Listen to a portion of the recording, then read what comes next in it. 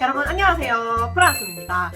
오늘은요 제가 저번 영상에서 말씀드렸던 엔클렉스 시험 당일에 여러분들께서 참고를 하시면 조금 도움이 될 만한 여러 가지 팁들을 말씀을 드렸었는데 마지막 항목에서 이제 여러분들께서 이 엔클렉스 시험을 보는 도중에 좀 멘탈을 부여잡기 위해 엔클렉스 시험 문항 개수를 크게 좀 개의치 말으시라고 제가 말씀을 드렸었는데 그 내용을 제가 말씀을 드리면서 언급했던 어떤 특정 내용을 조금 더 부연 설명드리기 위해서 오늘 영상을 준비를 해봤습니다. 아마도 여러분들께서 이 엔클렉스 시험을 예전에 준비를 하셨더라면 혹은 현재 엔클렉스 시험을 이제 준비를 하고 계신다라고 하시면 아마 한 번쯤은 이러한 이야기를 들어보셨을 거예요.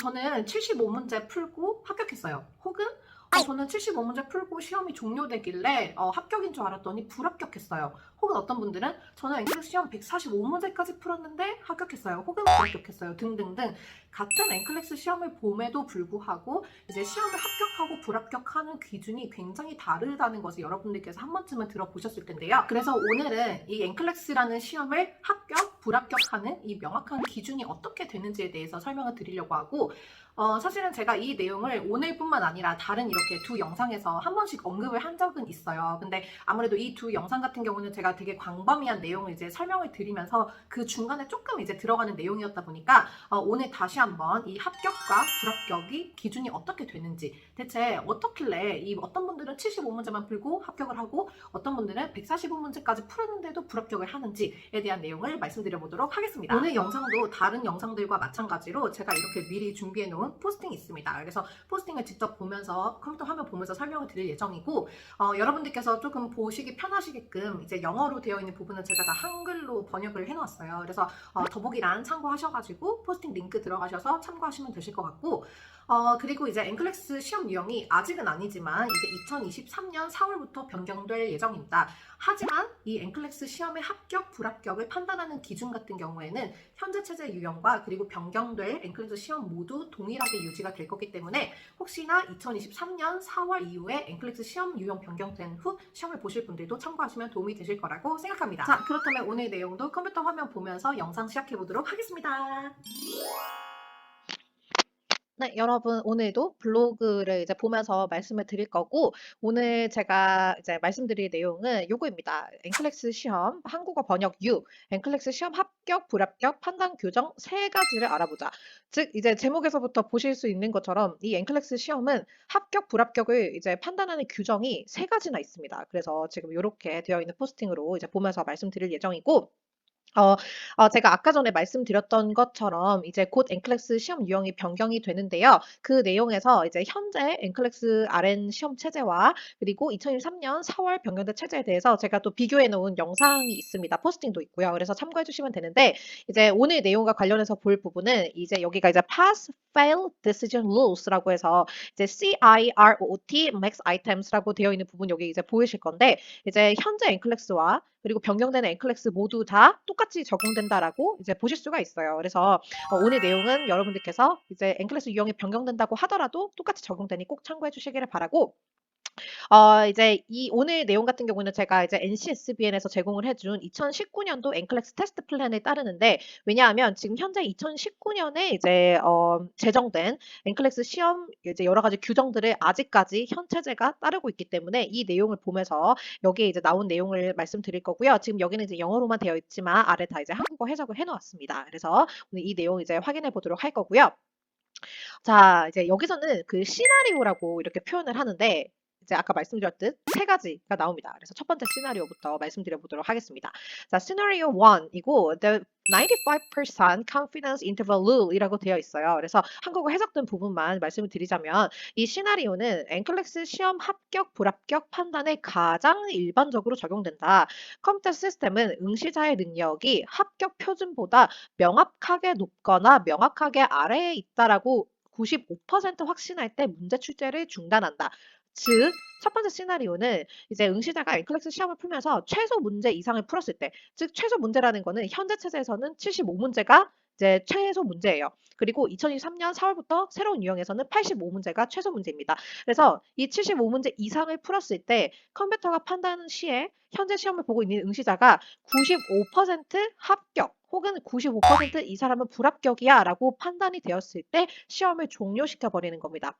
그래서 이게 이제 그렇기 때문에 많은 선생님들께서 저는 75문제 시험 보고 시험이 종료가 되었어요.'라고 하는 이유가 이제 75문제를 다 정답을 맞추셨을 수도 있지만 이제 그거를 다 맞추셨다기보다는 75문제의 문제풀이를 하는 동안 컴퓨터가 '오케이. 너는 95% 이상 이제 합격했음을 내가 확신해.' 그래서 75문제 이상 풀고 시험이 종료가 되는 겁니다.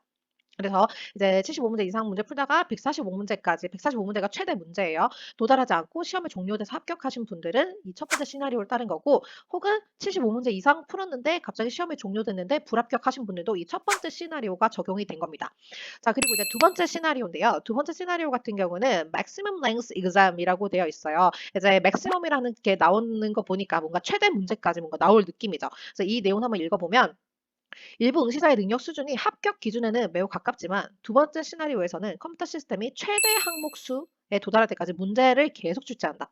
이 시나리오를 따를 때 컴퓨터는 첫 번째 시나리오 규칙을 무시하고 최종 능력 추정치로 합격, 불합격을 판단한다. 즉 전체 문제를 풀이를 해서 즉 145문제를 다 풀었는데 이 전체를 푼 이 결과가 합격 기준보다 높으면 합격, 전체 문제를 풀이한 결과가 합격 기준보다 낮으면 불합격입니다. 즉 이제 두 번째 시나리오 같은 경우는 결과적으로 145문제를 다 풀게 되는 거예요. 이제 만약에 2023년 NCLEX 유형이라고 하면은 2023년에는 그 최대 문제가 150문제로 바뀝니다. 그러면 즉 150문제를 다 풀게 되시는 거겠죠. 그 문제를 다 풀고 나서 여러분들께서 전체 항목을 합산한 결과가 이 NCSBN에서 세팅한 합격 기준보다 높으면 이제 합격을 하시는 거고 낮으면 불합격을 하시는 거예요. 그래서 제가 저번 시간에 말씀드렸던 대로 모든 항목을 항목 개수 상관없이 하나하나 다 최선을 다해서 푸시라고 말씀드린 이유가 바로 이겁니다. 왜냐하면 여러분들께서 75문제 이상이 한참 넘었는데도 불구하고 시험이 계속된다라고 해서 여러분들께서 '아 나는 불합격이구나.'라고 생각하실 필요가 없는 게 이 두 번째 시나리오가 적용되게 되면 어찌 됐든 많은 선생님들께서 145문제까지 다 풀게 되시는 거예요. 그래서 즉 75문제 이상을 풀었지만 시험이 종료되지 않고 결론적으로 145문제를 다 풀었는데 합격하신 분들은 두 번째 시나리오 따르신 거고 혹은 불합격하신 분들도 이 두 번째 시나리오를 따른 겁니다. 자, 그리고 이제 세 번째 시나리오인데요. 이거는 아마 많은 분들께 적용은 안 될 거라고 생각은 하나 그래도 이제 여기서 제시를 하고 있으니까 말씀드릴게요. 세 번째 시나리오는 run out of the time rule인데요. 이게 이제 줄여서 ROOT라고 하는데 응시자가 최대 항목 수, 즉 145문제를 풀기 전까지 시간이 이제 부족했거나 이제 컴퓨터가 후보자의 통과 또는 실패 여부를 95% 확실성으로 확인되지 않은 이제 경우에 대체 기준이 사용이 된다. 그래서 그 NCLEX 시험 같은 경우는 현재 체제와 이제 다음 체제 마찬가지로 총 5시간이 주어질 거예요. 그래서 여러분들께서 반드시 이제 좀 명심해 주셔야 되는 거는 시험 시간 동안 최소 문제 75문제도 못 풀면 무조건 불합격. 그러니까 즉 5시간 동안 여러분들께서 시험 문제를 굉장히 천천히 풀어서 최소 문제 75문제 이상은 넘어야 이 컴퓨터가 여러분들이 합격, 불합격인지를 판단하는데 그것도 만약에 못한다. 그러면은 무조건 불합격이 되는 거고 자, 시험 시간 동안에 두 번째 내용은 시험 시간 동안 최소 문제 이상, 즉 75문제 이상은 풀었는데 아직 합격, 불합격이 판단이 되지 않은 상태에서 여러분들께서 그 5시간을 다 이제 써버린 거예요. 그러면은 이제 컴퓨터가 마지막 이제 60문항으로 평가를 한다라고 되어 있어요. 그래서 마지막 60문항의 답안 내역이 합격 기준보다 높으면은 합격, 그리고 응시자의 지난 60개의 답안 내역에서 한 번이라도 이 합격 기준 아래로 떨어지면 응시자는 불합격을 한다. 그렇다고 해서 후보자가 마지막 60개 항목에 전부 다 맞아야 된다. 이건 아니고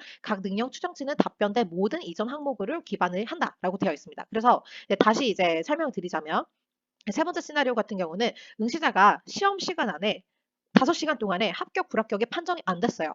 그래서 아까 전에 말씀드렸듯 75문제도 못 풀면 무조건 불합격이고 5시간 동안 75문제 이상은 풀었는데 이제 첫 번째 시나리오처럼 합격, 불합격이 이제 컴퓨터가 판정 못했을 때 이제 시간이 모자라서 시험 종료가 되면 마지막 60문항을 기반으로 합격, 불합격을 판단한다. 즉 5시간의 NCLEX 시험 동안에 75문제 이상은 반드시 풀어주셔야 되고 75문항 이상 여러분들이 풀다가 시간이 모자라서 종료가 되면 마지막 60항목으로 합격, 불합격이 판단이 된다라고 하는 겁니다. 네, 우선은 참 이게 그 합격, 불합격 기준이 정말 까다로운데 우리나라 국가고시처럼 전체 총합전의 60% 이상 그리고 매 과목 40% 이상 득점한 자는 합격 합격이다. 이렇게 좀 명확하면 좋은데 NCLEX 시험은 이렇게 세 가지 시나리오가 있다라는 것을 여러분들께서 꼭 참고해 주시면 감사드리겠습니다. 네, 오늘 이렇게 NCLEX 시험의 합격, 불합격 기준을 알아보았는데요. 이 내용들을 다 보고 나시니까 제가 왜 저번 영상 시간에서 NCLEX 시험을 보실 때는 문항 개수 상관없이 모든 문제들을 최선을 다해서 꼼꼼하게 푸셔야 된다라고 하는지 이해가 되시겠죠? 물론 NCLEX 시험을 응시하시는 모든 선생님들께서 이 75문제만 풀고 시험이 종료가 되고 합격을 하시면 너무너무 좋겠지만 이렇게 시나리오 첫 번째를 따르지 않고 시나리오 2를 따르게 되면 여러분들께서 시험을 잘 보고 있음에도 불구하고 145문항까지 다 풀게 되실 가능성이 있습니다. 그렇기 때문에 아무리 시험을 보시는 도중에 75문제 이상이 넘어서 계속 문제가 출제된다라고 하더라도 여러분들께서 최선을 다해서 모든 한 문항 한 문항을 다 잘 열심히 푸시면 좋은 결과가 있을 거라고 생각합니다. 오늘도 영상 여기까지 시청해주셔서 너무너무 감사드리고 저는 또 다음 시간에 다른 영상으로 돌아오는 걸로 하겠습니다. 감사합니다.